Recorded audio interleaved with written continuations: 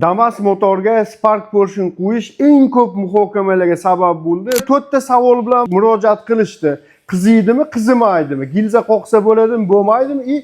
Prokladkasi nima bo'ladi? Shatuni nima bo'ladi deb bizga savol berishdi. O'sha haqida ma'lumot berib o'tdi. Birinchisi, umuman qizish holati kuzatilmaydi. Ikkinchisi, gilza qoqsa bo'ladi. Gilza qoqishda muammo bo'lmaydi. Buni ham Spark'ı o'zini gilzasiga podgon qilganmiz. Bu Damas gilzasini o'ziniki mana tushib ketadi. Muammo bo'lmaydi. Qizishda ham, gilza qoqishda ham. Prokladka nima bo'ladi? Prokladkada muammo yo'q. Zavodskoy Damas o'zini prokladkasi birga bir tushadi. Shatundan ham ko'p muammo bo'ladi. Shatunni palis o'rni nima bo'ladi deyishadi.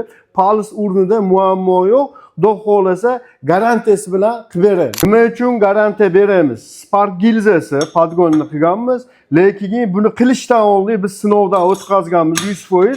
Ko'rib turibsizlar, buni 76 razmergacha shilganmiz, lekin o'rtada devol qolmagan, lekin atrofda devol bo'lgan, teshilib qolmagan. Buni biz o'zimiz temir bilan teshib ko'rganmiz. Hozirgi holatda devori 3,5-4 mm gacha zapasi bor, qizimaydi umuman. Videoga like bosib, yaqinlarga jo'natib qo'yasizlar va sahifamizga obuna bo'lib qo'yish esingizdan chiqmasin.